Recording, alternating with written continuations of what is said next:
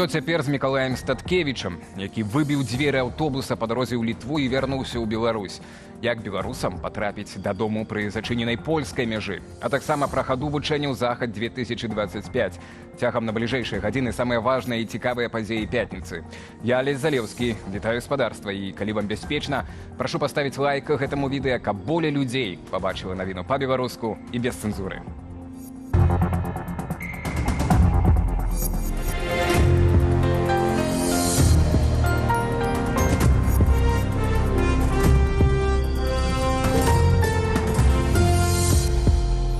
Больш за сотні, як вызваленыя напярэдадні палітвязні, мінулі беларуска-літоўскую мяжу. Але не ўсе. Дагэтуль ні ў родных, ні ў паплечнікаў няма інфармацыі, што з Міколам Статкевічам, дзе ён. Вядома, што палітык адмовіўся ад прымусовай дэпартацыі і пэўны час заставаўся ў нейтральнай зоне. А пасля вярнуўся ў Беларусь, прытым дадому ён так і не даехаў, паведаміла ягоная жонка Марына Адамович. Да якіх сцэнароў варта рыхтавацца? Наступны матэрыял. Он сказал, теперь в Беларуси нация уже сформирована. Если раньше были какие-то сомнения, то сейчас очевидно, нация в Беларуси имеется. Но нет пока что государства. Соответственно, задача, после того, как мы обрели нацию, нужно обрести и государство. Гэта Мікола Статкевіч сказаў напярэдадні свайму паплечніку Сергею Спарышу па дарозе да мяжы з Літвою. Іншы ж паплечнік, Евген Вільскі, у нейтральнай зоне беларуска-літоўскай мяжы пачуў, хто такі гэта Лукашенко, каб выгнаць мяне з маёй радзімы. Некалькі гадзінаў перад гэтым лідара сацыял-дэмакратаў прывезлі на памежны пераход разам з групай іншых палітвязняў. Лукашенко не разлічваў на тое, што хтосьці з гэтых 52 вызваленых ім з турмы і дэпартаваны за мяжу вязняў будзе пратэставаць і ствараць такі дэмарш на мяжы. Са словаў дарадцы Святланы Ціханаўскай, Дзяніса Кучынскага, Мікола Статкевіч практычна выбіў дзверы ў аўтобусе і пабег на тэрыторыю Беларусі. Мяркуючы з фотаздымкаў, на памежным пераходзе паміж Беларусю і Літвою Мікола Статкевіч прабыў прынамсі 2 гадзіны. За гэты час яго спрабавалі пераканаць змяніць рашэнне. Пасля чаго, са словаў Евгена Вільскага, людзі ў масках адвезлі яго ў невядомым кірунку. Статкевич всегда подчеркивал, никакого торга. Если бы он поступил иначе, сел бы в автобус и уехал в Литву, это значит, что он пошел бы против самого себя. Нягледзячы на факты, прапагандысты спрабавалі няегла пераконваць, што Статкевіч усё-ткі перайшоў мяжу. Микола Статкевич у Литве. И он сдриснул у Литву. Да, он попытался устроить цирк на границе. Мікола Статкевич – лідар беларускай сацыял-дэмакратычнай партыі «Народная грамада». Адзін са стваральнікаў беларускага згуртавання вайскоўцаў. Праводзіў першую прысягу афіцэраў у незалежнай Беларусі. У палітыцы з пачатку 90-х нястомны апанент і асабісты вораг Лукашэнкі. Быў кандыдатам на прэзідэнцтва ў 2010-м. Стране нужен новый президент. Время этого ушло. Злазь з даху, не псуй гонту. Пасля тых выбараў Статкевіча пакаралі 6 гадамі няволі, з якіх ён адседзеў 5. Адмовіўся пісаць прашэнне аб памілаванні. Гэта наша краіна, наша Беларусь, жыве Беларусь! У траўні 2020-го палітыка затрымалі чарговы раз. Новы вырак 14 гадоў калоніі. Апошнія 2,5 гады родныя не атрымлівалі ад яго ніякіх вестак. Он уже в одиночной камере провел 2 года и 7 месяцев. Это, по сути, убийство. Он 3 раза был под ковидом, 1 раз у него был инфаркт, 1 раз у него была проблема воспаления легких. Сергей Спарыш заклікаў усе беларускія дэмакратычныя сілы запатрабаваць ад рэжыму Лукашэнкі выконваць дамоўленасці з ЗША пра вызваленне палітвязняў і пакінуць Міколу Статкевіча на волі. Алесь Яшченка, Белсат. Тэма выхаду на волю 52 вязняў адна з галоўных на гэтым тыдні. Сёння ў Вільні прайшла прэс-канферэнцыя з удзелам некаторых з іх. Каб усвядоміць усё тое, што даводзіцца перажываць палітвязням у Беларусі, лепей глядзець іхную сустрэчу з журналістамі цалкам. Але Ян Федаровіч паспрабаваў сабраць для вас асноўнае з выступаў.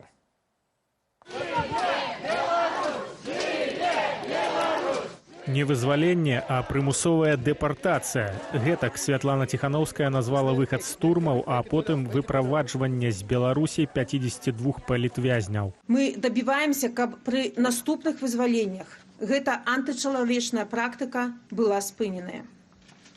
Мы добиваемся таксама, каб вызваленні суправаджаліся спыненнем рэпрэсій.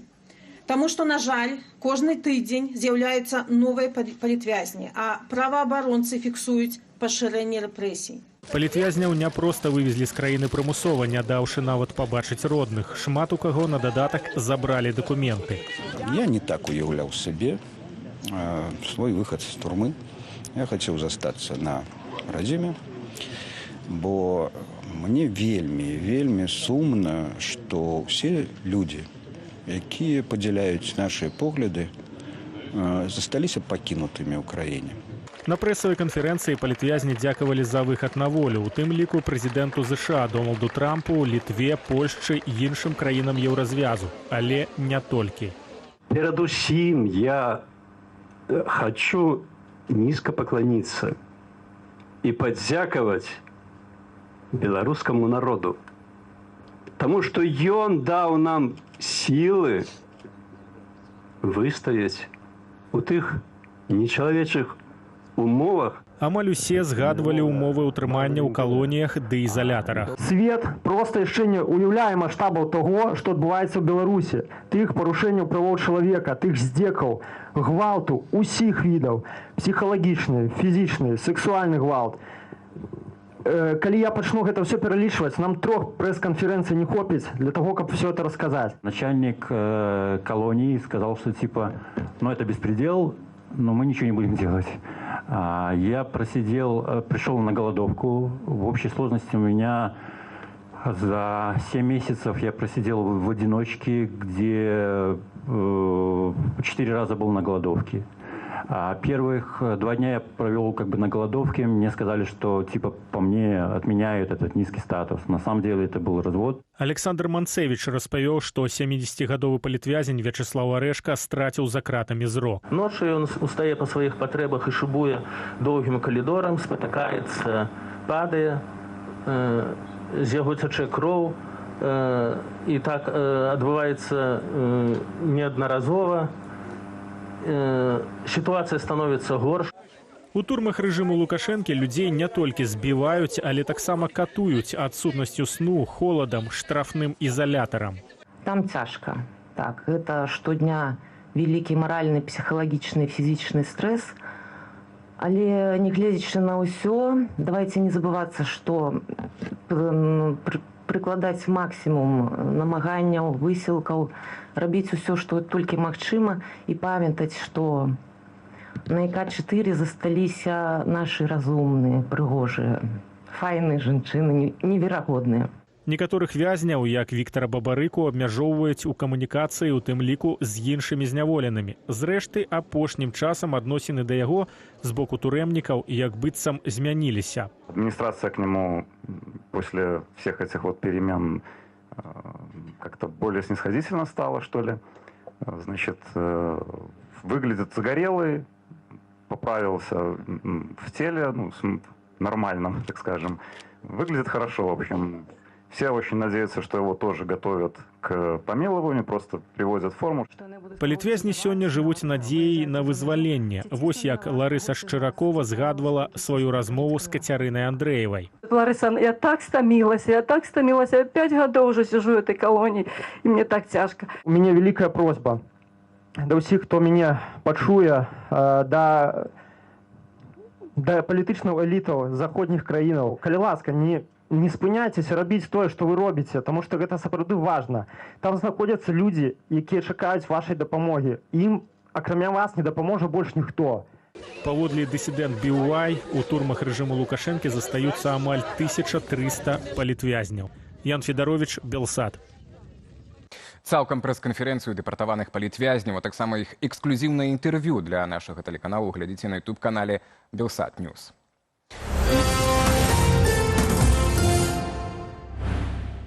Амаль сотні мяжа з Польшчы з Беларусю застаецца закрытаю. Рух транспарту на пераходзе ТРС Пальберасці спынілі роўна апоўначы паводле Варшавы і а першай гадзіне паводле Менску. У пункце пропуску, дзе цяпер пануе цішыня, пабываў мой калега Зміцер Міцкевіч. Першы дзень, як беларуска-польская мяжа, зачыненая абсалютна наглуха. Не едуць людзі, не перамяшчаюцца тавары, а прымежныя сервісы прастойваюць. Зразумела, мясцовае насельніцтва не надта задаволенае, бо шмат хто з гэтай мяжы жыў. І цяпер да Берасця, які літаральна ў пары кіламетраў адсюль, трэба ехаць не 15 хвілін, а больш за 10 гадзінаў в аб'езд праз тэрыторыю Літвы. Так што зразумела, што тое, што знаходзіцца з аднаго боку вельмі блізка, цяпер стала надзвычай далёкім. А самы незвычайны гук, які можна пачуць вось тут, гэта цішыня. Колькі я раней не праязджаў праз гэты памежны пераход, ні разу тут гэтага не было. Таму што яшчэ сотні таму тут стаяла шматкіламетровая чарга, а цяпер тотальная пустата, і нават бездомныя сабакі проста блукаюць і не разумеюць, чаму раптоўна зніклі прывычныя для іх крыніцы атрымання харчавання. Аднак уплывае гэтае становішча не толькі на мясцовае насельніцтва і фауну, але і на міжнародную сітуацыю, бо праз беларуска-польскую мяжу толькі летась з Кітая ў Еўропу было перамешчана тавараў больш на 14 мільярдаў даляраў. Гэта 85% ад усіх наземных перавозак з Кітая на еўрапейскі кантынент. Адпаведна, гэта вельмі важны шлях, што Кітай ужо таксама падкрэсліў, і кітайскі міністр замежных справаў будзе тут у панядзелак у Польшы са сваім польскім калегам Радославам Сікорскім абмяркоўваць гэтае становішча справаў. Расійская прапаганда, у сваю чаргу, кажа аб тым, што гэта ўсё эскалацыя з боку Захада і Польшчы, і таму вось гэтыя іх дзеянні негатыўна ўплываюць у тым ліку на міжнародных партнёраў Польшчы і Еўрапейскага звязу. Канешне, тут расейцы маюць на ўвазе Кітай. Так што будзе вельмі цікава сачыць за тым, як будзе развязвацца гэтая праблема з закрыццём мяжы, а таксама паводзінамі рэжымаў у Маскве і Менску, менавіта дзеянні якіх сталі прычынаю для закрыцця гэтай мяжы, таму што хто ж яшчэ атакуе дронамі Польшчу, хто яшчэ праводзіць гібрыдныя атакі з тэрыторыі Беларусі на краіны Еўрапейскага звязу, і ўвогуле спрабуе актывізаваць сваю агентуру ў краінах Еўразвязу. Таму далейшае развіццё сітуацыі будзе залежыць выключна ад таго, які шлях выберуць Пуцін і Лукашенка. Будзе гэта працяг эскалацыі, альбо ўсё ж такі нейкі хаця б часовы кампраміс. Гэта быў Зміцер Міцкевіч з польскай мяжы. Мы працягваем тэму залёт расійскіх дронаў у Польшчу, прымусовая дэпартацыя з краіны апанентаў рэжыму і пагрозы Масквы на адрас Варшавы за закрыццё мяжы. На такім фоне сёння ў Беларусі распачаліся вучэнні «Захад-2025». Якіх правакацыяў чакаць ад вучэнняў і ці выведзе Пуцін свае войска з Беларусі пасля іх? Антон Бяздольны працягне. На полігонах Беларусі і Расіі сёння распачаліся вайсковыя вучэнні «Захад-2025». Афіцыйна манеўры працягнуцца да 16 верасня. Мэта вучэнняў – адпрацоўка супольных дзеянняў беларускага і расійскага войска ў рамках пільнавання вайсковай бяспекі саюзнай дзяржавы і гатовасці да адбіцця магчымай агрэсіі. Паводле Міністэрства абароны, трэніраванне войскаў будзе праводзіцца ў два этапы. У першым вайскоўцы плануюць вучыцца адбіваць паветраную атаку умоўнага праціўніка і весці абарончыя баявыя дзеянні. Падчас другога этапу адпрацуюць разгром груповак праціўніка і ачыстку ад іх сваёй тэрыторыі. Мы активно отслеживаем всю военную активность, которая происходит вблизи наших границ, и готовы отреагировать на любые провокации, которые возникнут в ходе проведения учения «Запад-2025». Уже сёння на полігоне пад Барысавам адпрацоўвалі пуск ракетаў з верталётаў, імітавалі танкавы бой, а таксама абарону ад беспілотнікаў. У Расіі вучэнні праходзяць у Баранцавым моры з выкарыстаннем караблёў паўночнага флоту. Акрамя таго, расійская Мінабароны паведаміла, што ў рамках «Захаду-2025» стралковыя практыкаванні прайшлі на акупаваных тэрыторыях Украіны. Выстрел! Отрабатывать они будут в основном наступательные, скажем так, контрнаступательные действия общевойскового порядка. Адметна, што колькасць асабовага складу ніводзін з бакоў не паведамляе. Раней беларуская Мінабароны называла лічбу 16 000 вайскоўцаў. Праект «Айсэнс» выпусціў агляд, у якім назваў колькасць задзейнічаных войскаў нязначную і прыкладна ў 10 разоў меншую, чым падчас папярэдніх манеўраў у 2021 годзе. Украинская разведка больше схиляется до цифры. Украинская выведка схиляется до лишбы у 13 тысячаў, пра што адкрыта заявілі. Ёсць лічба 16 тысячаў. І ёсць звесткі Літоўскай рэспублікі, што можа дасягнуць 30 тысячаў.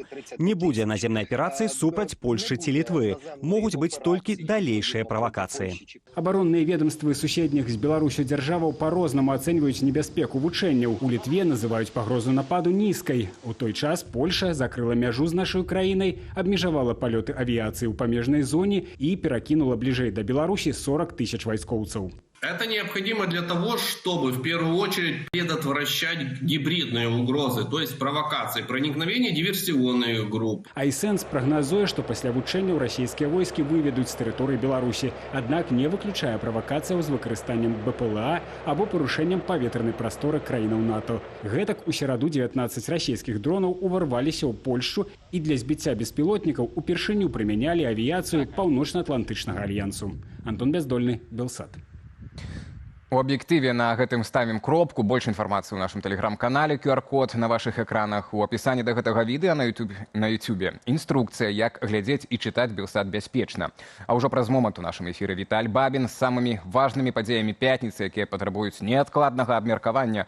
У тым ліку, я так разумею, і пра лёс Мікалая Статкевіча. Безумоўна, да і лёс іншых палітычных вязняў, але перадусім пра нечалавечыя ўмовы іхнага ўтрымання. Сёння адбылася адмысловая прэсавая канферэнцыя ў Вільні.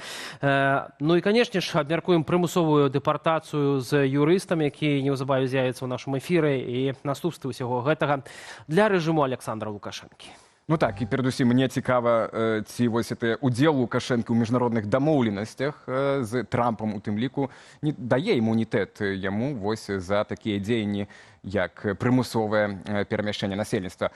Даведаемся ад юрыстаў зараз, што яны думаюць.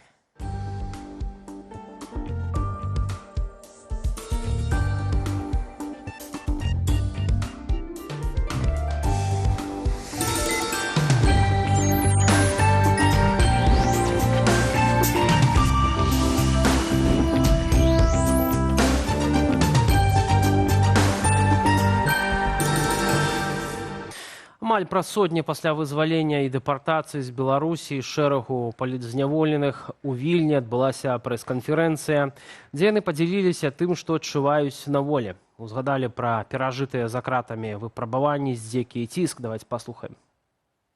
Мне присвоили так называемый низкий статус. Что такое низкий статус? Это значит, что вы должны находиться, кушать в определенных столы, вы должны быть, убирать там туалеты, там еще что-то. Но проблема не в этом. То есть проблема в том, что вас могут изнасиловать.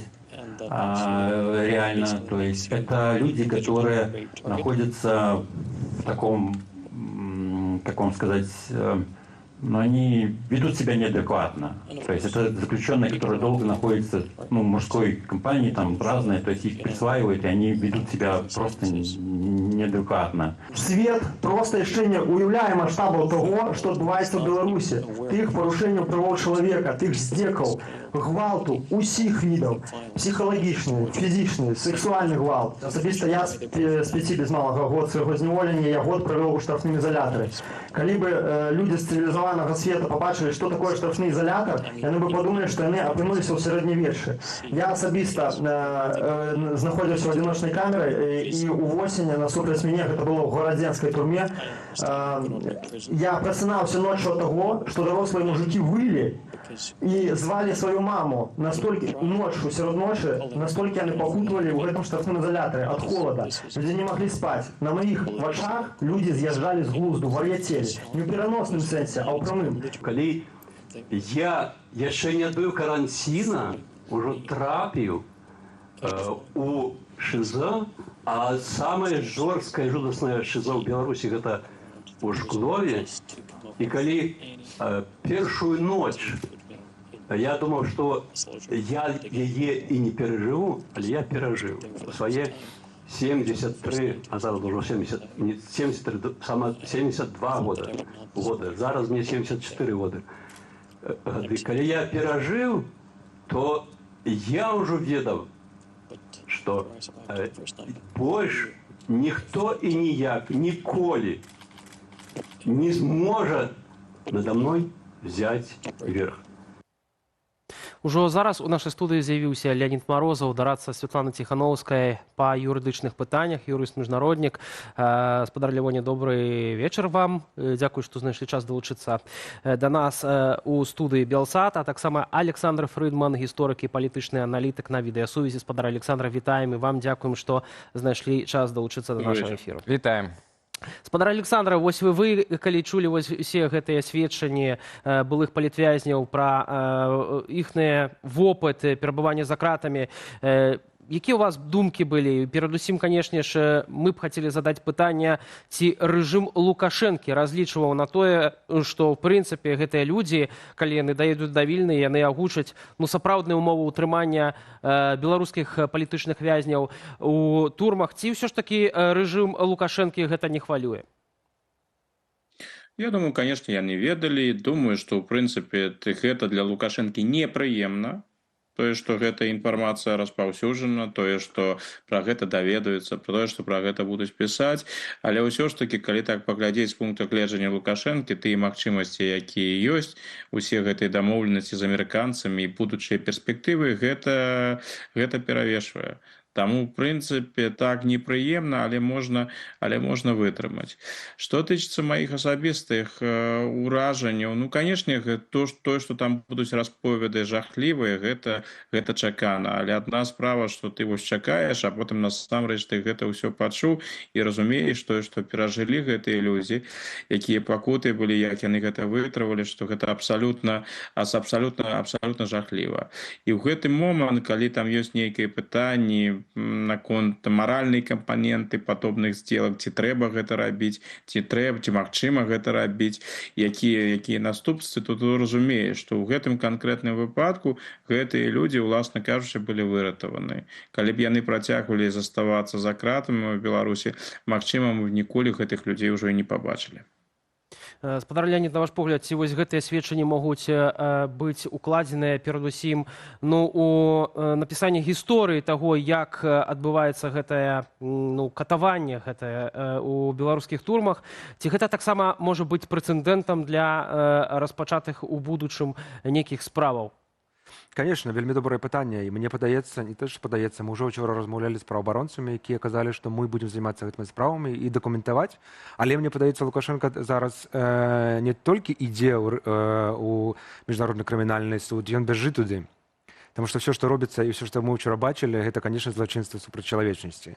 І то, што ён выкінуў людзей за мяжу, гэта адзін момант, а другі момант як?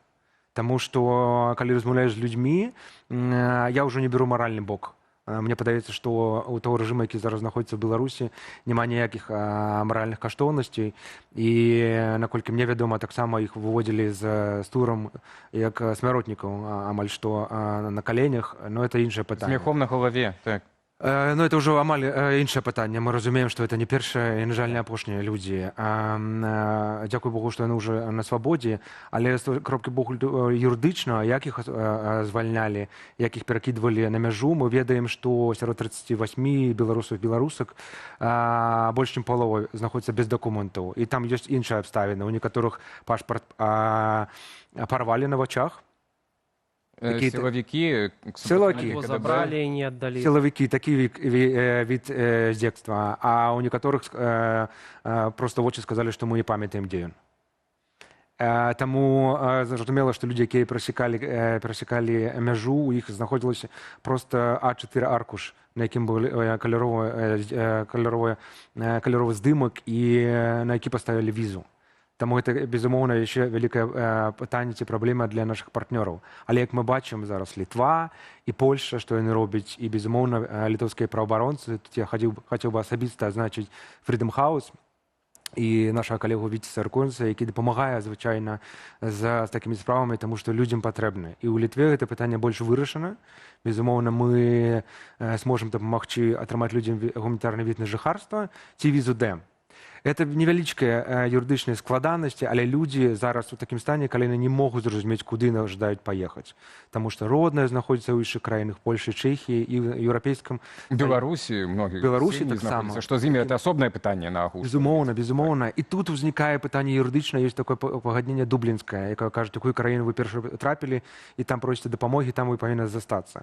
Але мне падаецца, што ў гэтым выпадку, калі зараз літоўскія партнеры, МЗС літоўскі, які зрабіў вялікую справу, яны кажуць, мы можам візу Д даць на некаторы час, там падумаць, сустрэцца з роднымі і паехаць тую краіну, якую патрэбна. Конечно, это праца, якая робіцца 24/7. Так.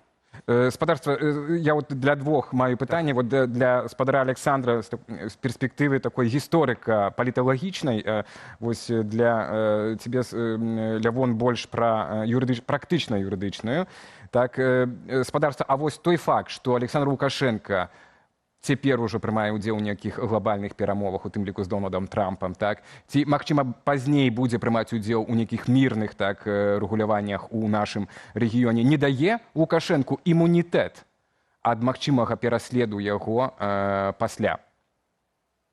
Якія былі, от я спачатку спадара Александра, можа, нейкія гістарычныя таксама, да, паралелі ці ёсць, так? Калі там, ну, дыктатары, там, так, аўтакраты, аўтарытарныя лідары ішлі на супрацоўніцтва так, з нейкімі, можа, дэмакратычнымі краінамі, і ці ім это нешта давала пасля?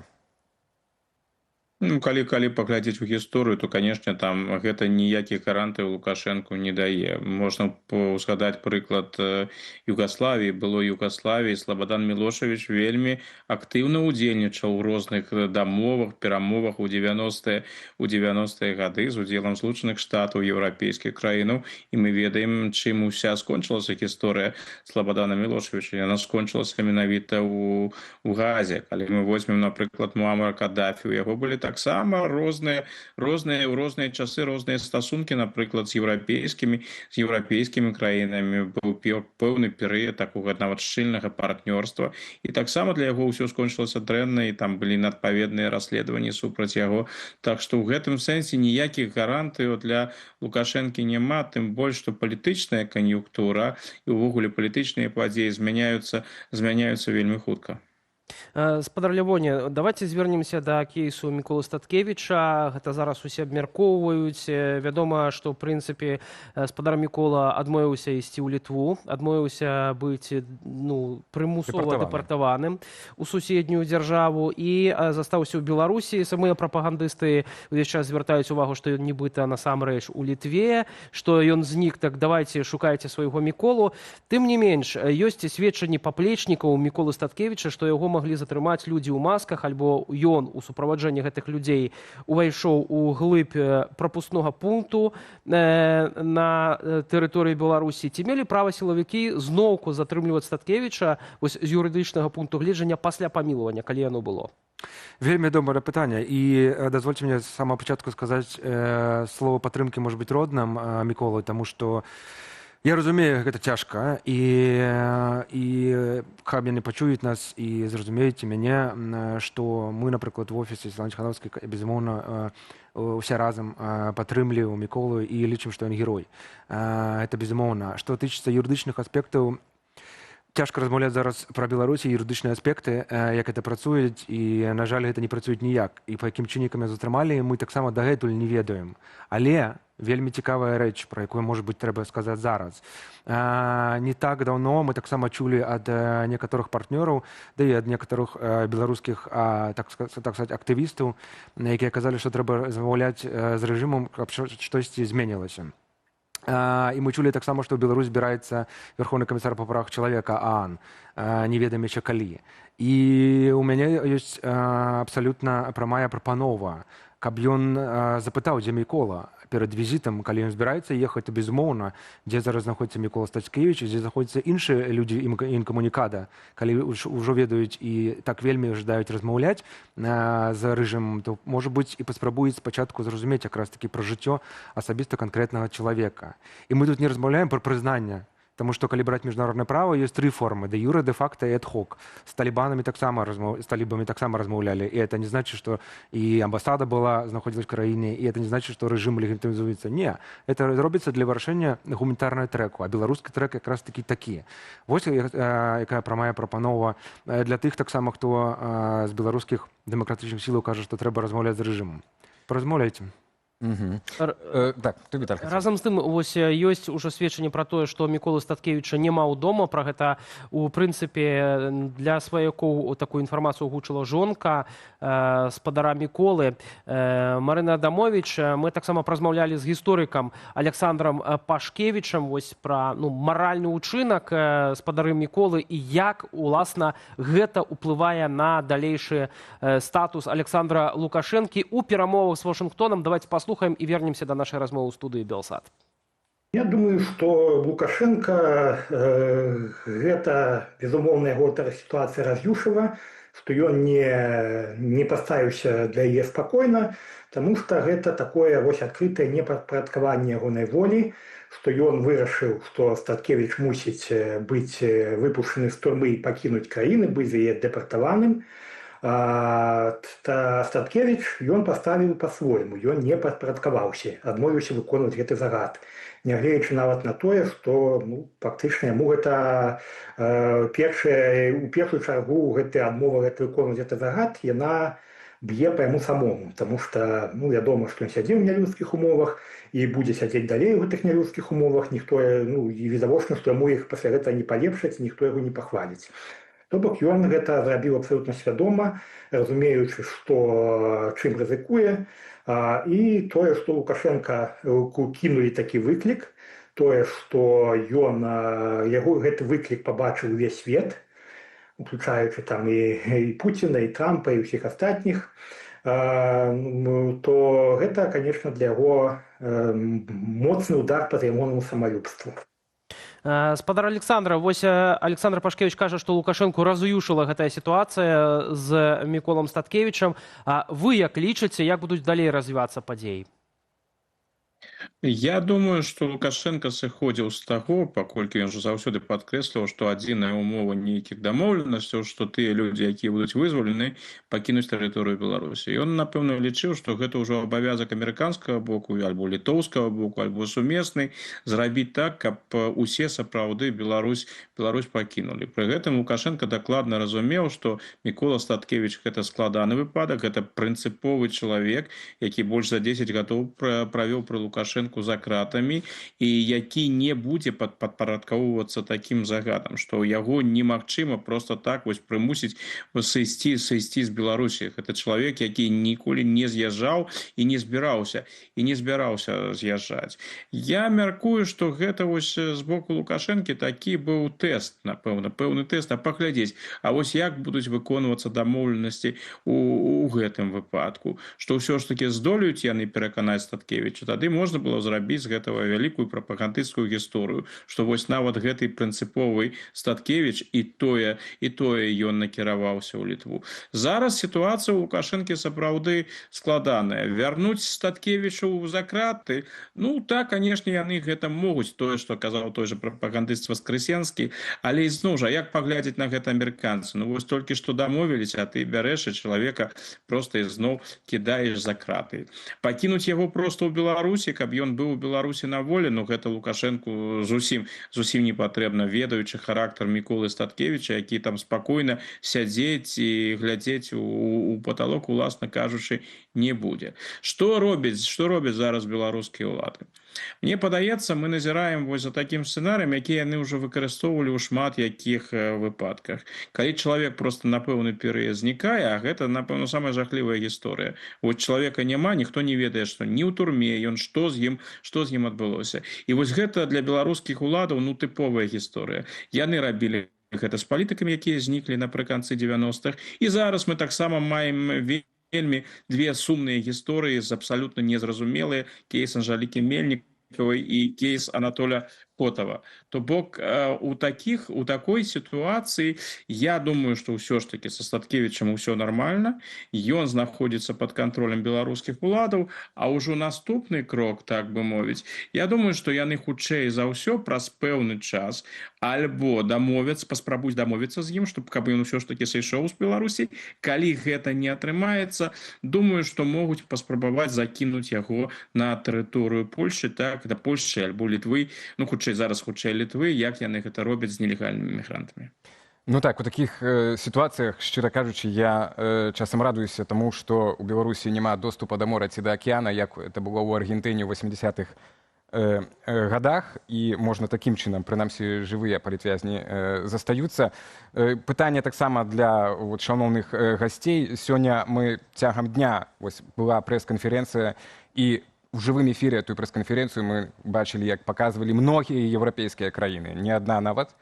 К вечеру это будзе ва ўсіх сусветных глобальных медыа, так, это прызнанні, ну і гэта такія прызнанні, ну, для многіх адкрыццей, як выглядала гісторыя сталінскіх гулагаў, фактычна, так, такі прывет з тых часоў для захаду, для еўрапейскага свету. І вось пытанне, што нам рабіць Беларусь, а это, напэўна, ўжо давядзецца неўзабаве, бо мы цяпер толькі бачым узровень падзення маральна-этычнай ямы, у якой знаходзіцца наша дзяржава, наша краіна. І вось я думаю, пасля другой сусветнай вайны жыхароў Нямецчыны вадзілі на экскурсіі ў канцлагеры, і тады значная частка з іх не давала веры, што іх дзяржава такое магла зрабіць. Вось, а у нас таксама вялікая частка беларусаў аддана служыць і дзяржаве беларускай, і гэтых падыходам, гэтай ідэалогіі, якім чынам мы будзем выбірацца. Вось, і это ж, вось, Лявон займаецца, веду, распрацоўкай праекту люстрацыі, але это толькі вяршыня айсбергу, так? Але вось якім чынам мы будзем вылазіць, што даваць вось гэтае сведчанне вязняў, якія мы сёння чулі, праслухоўваць там сілавікам, іх сем'ям, што будзем рабіць? Безумоўна, вельмі добрае пытанне. Мне падаецца, мне вельмі хацелася, щоб нашы беларускія суды іх судзілі. Тыя, хто здзяйсняў крымінальную адказнасць па крымінальнаму артыкулу, мне вельмі жадалася, щоб яны засталіся ў тых жа турмах і атрымалі справядлівае пакаранне. У дэмакратычных судах я таксама жадаў падкрэсліць, таму што гэта можа быць. Што рабіць зараз? Ну, мы ўчора побачылі, і мне падаецца, сёння прадаўжаецца гэты збор на Байсолі, калі я сюды прыходзіў да студыі, амаль 100 тысяч ужо было. Так, больш за 92 тысячи. Гэта паказчык, які заслугоўвае асабістых апладысментаў. Мы таксама часам не мы, а я ўвогуле людзі, якія з'ехалі, страчваем некую веру. Але мы бачым, што за дзень беларусы могуць зрабіць не толькі гэта. Учора таксама мы бачылі, я ўчора толькі вярнуся з Вільні да Варшавы, і чым мог дапамагаў усім тым, хто рыхтаваўся да прыёму людзей, якія вярнуцца. Тут я павінен казаць таксама пра фонд краіны для жыцця, для Байсола, для дапамогі, які знаходзяцца ў Вільнясе, для Freedom House, пра які я таксама казаў, Беларускі дом прав чалавека. Все это людзі робяць кожны дзень штосьці. Чым заўгодна можа дапамагчы. Таму што калі людзі выходзяць, напрыклад, так мы ўчора ўсё бачылі, у іх няма ні тэлефону, у іх няма ежы. Калі мы не разумеем, як гэта адбываецца, іх не кормяць. Яны прыязджаюць заўсёды галодныя.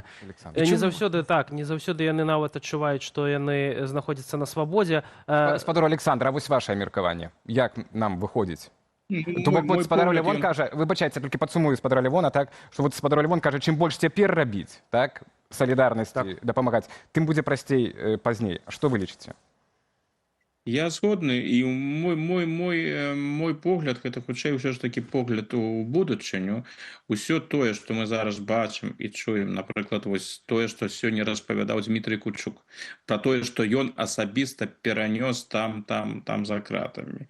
У будучыні гэта ўсё патрэбна вывучацца, гэта будзе патрэбна стаць часткай адукацыйных праграмаў у адпаведных навучальных установах, дзе будуць рыхтаваць супрацоўнікаў міліцыі, людзей, якія будуць працаваць у пеніцыярнай сістэме. Яны павінны гэта ўсё ведаць. Пра гэта не павінна забывацца ў будучыні. Гэта павінна стаць вось такой прышэпкай супраць таго, каб гэтыя рэчы не паўтарыліся. Вы маеце рацыю, калі кажаце, што гэта насамрэч жахліва, гэта вельмі цяжка зразумець, у гэта вельмі цяжка паверыць у тое, што вось такія рэчы могуць адбывацца ў еўрапейскай краіне ў 2025 годзе. Тым не менш, гэта рэчаіснасць.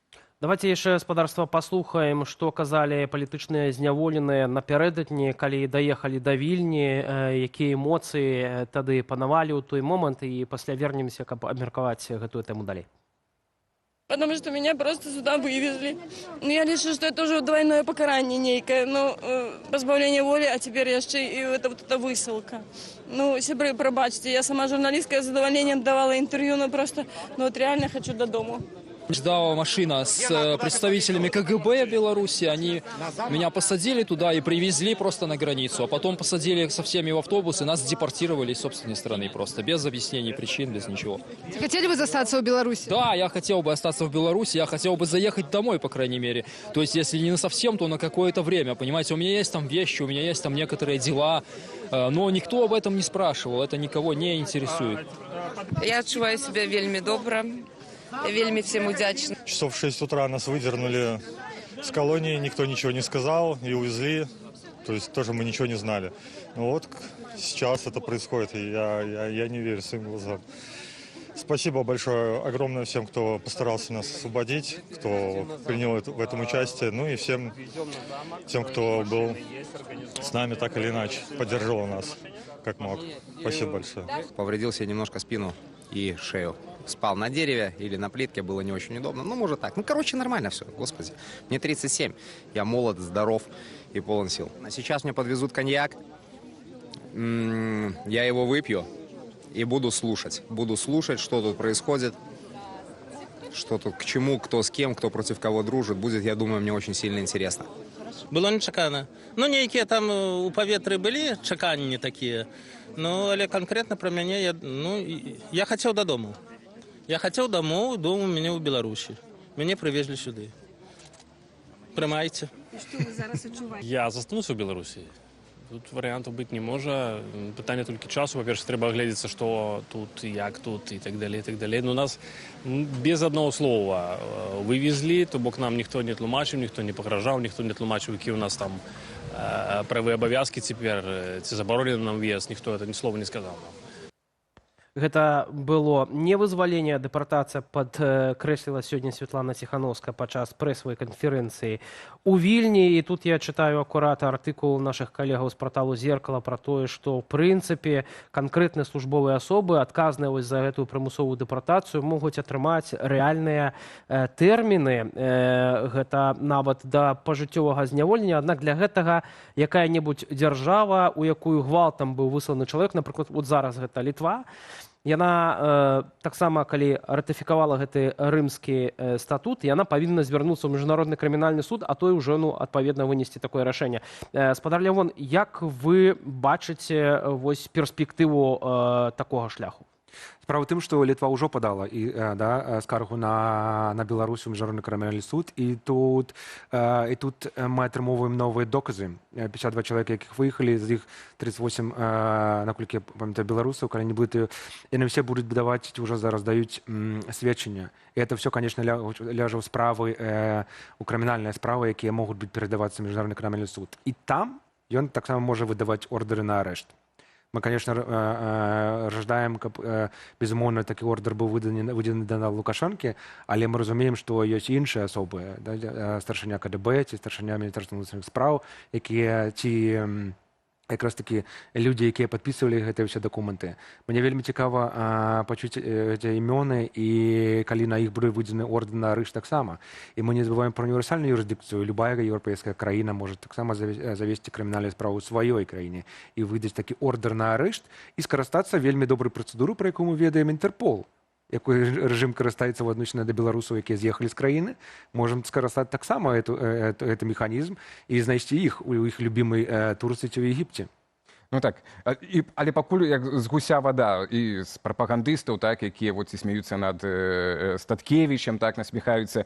І спакойна ездзяць па Еўропе. Так, і відаць нават, што яны проста супер цешацца, так, для іх это супер падзея, што вось всё ерунда, там гэтыя дэпартацыі, палітвязні, галоўнае, што з намі размаўляе Дональд Трамп. А я вот маю пытанне, у сувязі з гэтым спадар Александр і Лемон таксама у ЗША сёння група сенатараў рэспубліканец Лінсі Грэм і дэмакрат так Рычард Блюменталь прапанавалі праект закона, паводле якога Беларусь і Расія могуць быць прызнаныя дзяржавамі спонсарамі тэрарызму, калі яны не вернуць больш за 19 тысяч украінскіх дзяцей, вывезеных падчас вайны. Это паведамляе Axios, так. Па-першае, ну прычым тут Беларусь, так, у этой гісторыі, ці это вось такая тактыка Трампа, як і з Пуціным, што нібыта мы тут сябруем, так, але гатовы націснуць. Так, і гатовы націснуць, то бок і гатовы ён націснуць і на Лукашэнку. Ці Беларусь тут выпадкова з'явілася?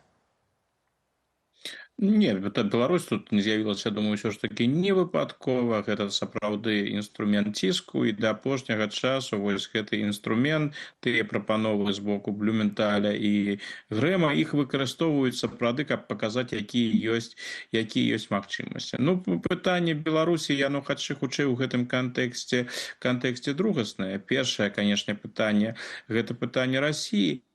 Але тое, што ўвогуле ідзе такая падрыхтоўка, і сёння былі таксама публікацыя выдання «Палітыка» пра тое, што нібыта Трамп усё ж такі пагадзіўся ўзмацніць ціск на Расію, гэта ўсё такія падзеі, якія паказваюць, што ўсе як дамоўленасці і ўсе кантакты, якія ёсць паміж Лукашэнкам і Злучанымі Штатамі, што гэта ўсё зусім нетрывалае. Сёння геапалітычная кан'юнктура спрыяльная, але геапалітычная кан'юнктура можа змяніцца ў любы момант. І тут у мяне ёсць чоткае ўражанне, што амерыканцы жадалі сапраўды завяршыць гэтую справу, звязаную з беларускімі палітзняволенымі, як мага хутчэй. Тое, што з амерыканскага боку, я маю на ўвазе прэзідэнт Трамп, не было, пакуль я не бачыў прыватнасці, рэакцыю на вось гэтае вызваленне, гэта для мяне гэта сведчыць пра тое, што ўсё ж такі там прысутнічае пэўнае расчараванне.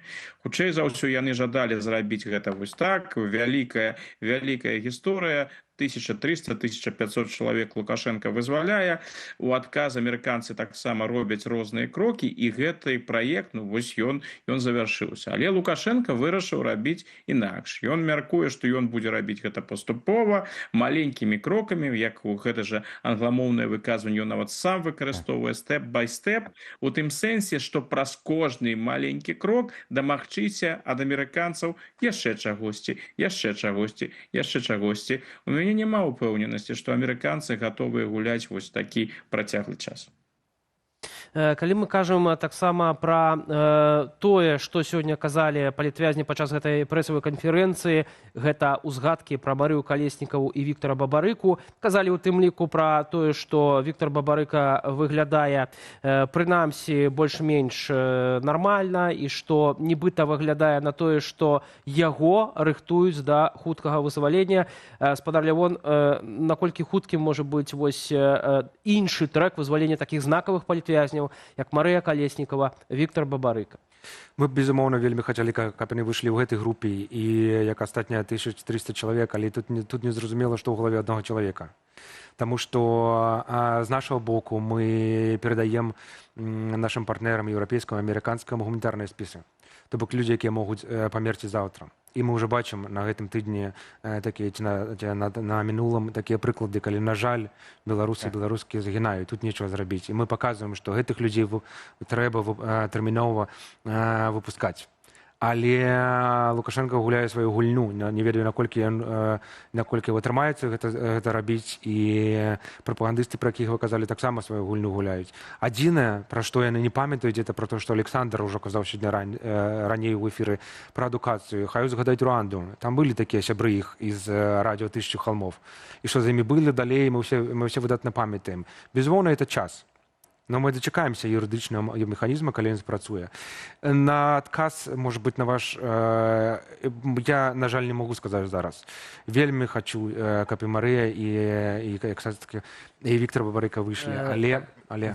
Можа, тады спадар зараз Александра таксама выкажа сваё меркаванне адносна гэтага. Ну, я толькі заўважу, што Васкрасенскі ў размове з Зеркалам, можа, звярнулі ўвагу калегі, вось па выніках сітуацыі са Статкевічам, наўпрост кажа пра тое, што, ну, так, вернецца ў месцы адбывання пакарана і з тым жа інкамунікада.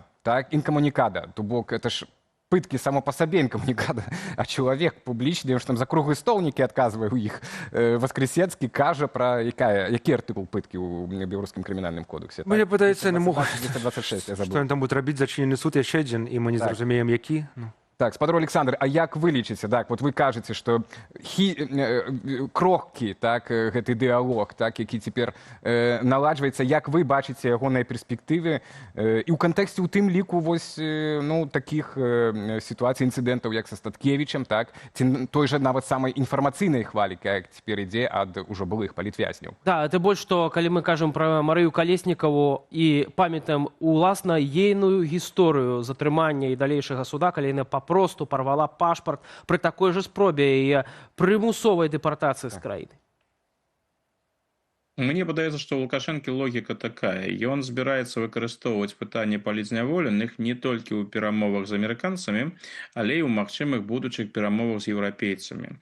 Таму ён імкнецца гуляць у доўгую. То бок ягоная тактыка, напэўна, такая: маленькія групы палітзняволеных, ну вось, можа, не 10 і не 15 чалавек, можа, вось як гэтым разам было 50, і за кожную такую групу нешта атрымаць. І вось такімі маленькімі крокамі атрымаць у выніку як мага больш. Ну гэта магчыма тэарэтычна толькі ў той сітуацыі, калі не будзе нейкіх форс-мажораў, калі будзе пэўнае яшчэ абвастрэнне вайны ва ўкраіне з далейшым уцягваннем Беларусі, альбо ўвогуле пагаршэнне сітуацыі там і пагаршэнне стасункаў паміж Злучанымі Штатамі і Расіяй, гэтыя перамовы яны ўвогуле ў пэўны момант могуць скончыцца. Амерыканская стратэгія ўсё ж такі іншая. Амерыканцы, мне падаецца, будуць ціснуць на Лукашэнку, каб ён выпусціў як мага больш людзей і як мага хутчэй. Што тычыцца такіх людзей, як Віктор Баварыка,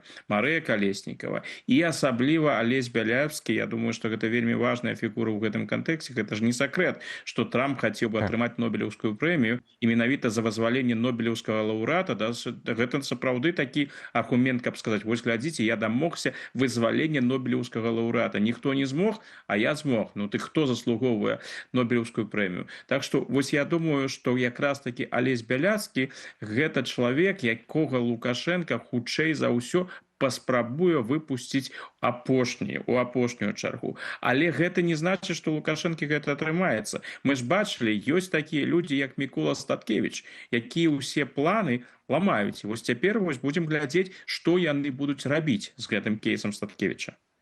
Вельмі будзе цікава назіраць за гэтым. Галоўна, каб спадар Мікола сапраўды заставаўся у добрым здароўі, хаця, в прынцыпе, былі таксама агучаныя падчас сённяшняй прэсавай канферэнцыі, што здароўе ў спадара Міколы таксама ёсць праблемы з ім, прынамсі ёсць і хранічны бронхіт, і праблемы з сэрцам. 69 год. І самому палітыку 69 гадоў, тым не менш ён застаецца мацнейшым за многіх іншых. Дзякуй вялікі за гэтую размову. Александр Фрыдман, гісторык і палітычны аналітык на відэасувязі, а таксама Леонид Марозаў, дарадца Светланы Ціхановскай у юрыдычных пытаннях і юрыст-міжнароднік у нашай студыі. Дзякуй вялікі. Дзякуй, Левань. Ну а зараз вашай увазе яшчэ прапануем інтэрв'ю галоўнай рэдактаркі Белсату Аліны Коўшак з нашым калегам, філосафам і метадолагам Уладзімірам Мацкевічам, які быў асуджаны на 5 гадоў і адбыў у зняволенні крыху больш за 4 гады. Які у вас адчуванні сёння? Я думаю, што трошкі спалі эмоцыі пасля ўчорашняга. Як вы сёння себе адчуваеце? Ну, я не скажу, што спалі эмоцыі. Яны пакуль захоўваюцца. Эмоцыі супярэчлівыя. Бо я не так уяўляў сабе свой выхад з турмы. Я хацеў застацца на радзіме. Бо мне вельмі сумна, што ўсе людзі, якія падзяляюць нашы погляды, засталіся пакінутымі ў краіне. Бо эміграцыя – это добра, і тое, што людзі захавалі сябе ад пакутаў і затрыманняў, судоў і так далей, з'ехаўшы. Я іх усіх разумею, но тое, што шмат людзей засталося без голасу, без адчування солідарнасці не нейкай такой вось праз там эфір, скажем, да, а вось просто чалавечых контактаў, стасункаў і так далей.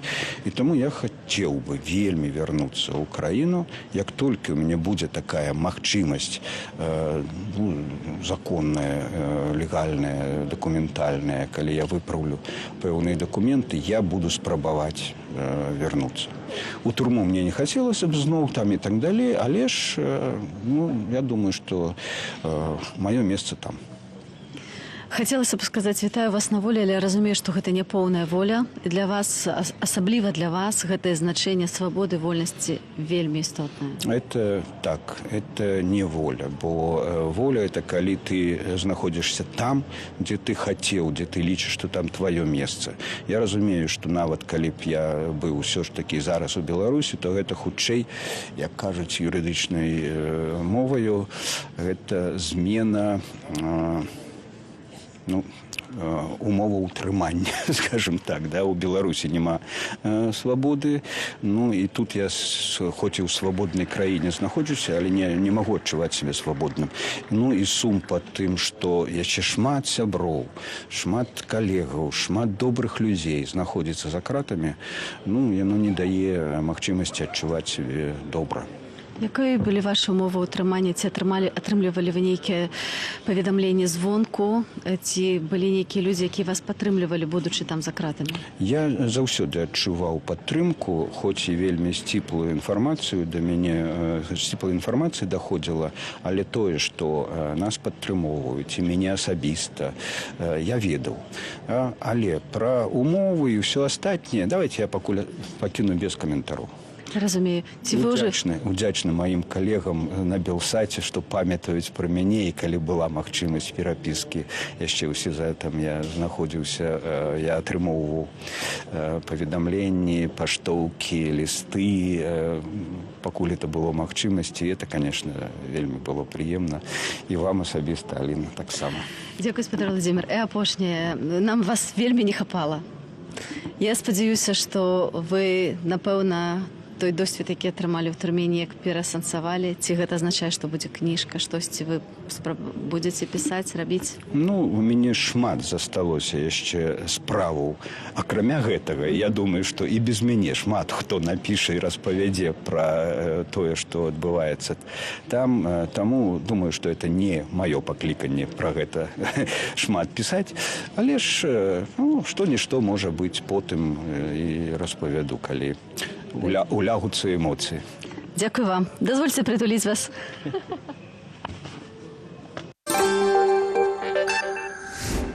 Спадарства, і напрыканцы нашага эфіру яшчэ прапануем вам агляд рэгіянальных падзеяў. Традыцыйны, але, канешне, перадусім на навіны з мяжы, бо пастанова пра поўнае закрыццё мяжы з польскага боку выклікала хвалю няўпэўненасці сярод беларусаў, якія перасеклі яе праз аўтамабільны пункт пропуску. Берасці Тэрэсполі цяпер не ведаюць, калі змогуць трапіць дадому. Некаторыя паведамляюць, што вярнуцца праз 2 тыдні, 25 верасня, можа і не атрымаецца, хоць афіцыйных тэрмінаў ніхто не называе. Беларусы ў чарзе распавядалі, што звязваюць закрыццё з вучэннямі Захад-2025, якія сёння распачаліся ў нашай краіне, аднак ці адкрыюць мяжу адразу пасля заканчэння манеўраў, пакуль застаецца толькі здагадкаю. Журналісты БГ-медыя пагаварылі і з берасцейцамі, у якога ў народзе называюць памежным бізнесоўцам. Паводле яго, польскія мытнікі распавядалі, што мяжа можа быць закрытая да Новага года. Афіцыйнага пацвярджэння такога тэрміну, вядома ж, няма, але гэта чутка выклікала хвалю трывогі сярод людзей, якія залежаць ад перасячэння мяжы. За дзень да закрыцця мяжы Польшы з Беларусю колькасць аўтамабіляў у электроннай чарзе на пункце пропуску Берасці-Тэрэсполь рэзка ўзрасла і ўвечары 11 верасня складала каля 1200. Гэта пры тым, што за сотні пункт пропуску усяго прапускае каля 500 аўтаў, таму было зразумела, што не ўсе паспеюць мінуць мяжу да яе закрыцця. Беларусы ў памежных чатах актыўна абмяркоўвалі, навошта працягваць рэгістравацца ў электроннай чарзе, калі перасекчы мяжу да закрыцця ўжо немагчыма. Адно з тлумачэнняў, людзі спадзяюцца, што мяжа будзе адкрытая пасля 16 верасня.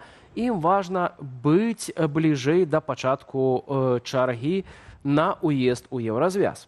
У сваю чаргу памежны камітэт Беларусі заявіў, што праца электроннай чаргі не будзе прыпыняцца нават падчас закрыцця мяжы. Такая заява выклікала іронію і недаверу беларусаў, бо зразумела, пакуль людзі рэгіструюцца і чакаюць, Белмыт-сервіс працягвае зарабляць на гэтай паслугі. Беларусы зноў скардзяцца на неймаверна высокі кошт на яблыкі, які сягае нават 12 рублёў за кілаграм. Чаму так? Як патлумачыў беларускі фермер, асноўная прычына крыецца ў халоднай вясне і замаразках, што нанеслі шкоду ўраджаю.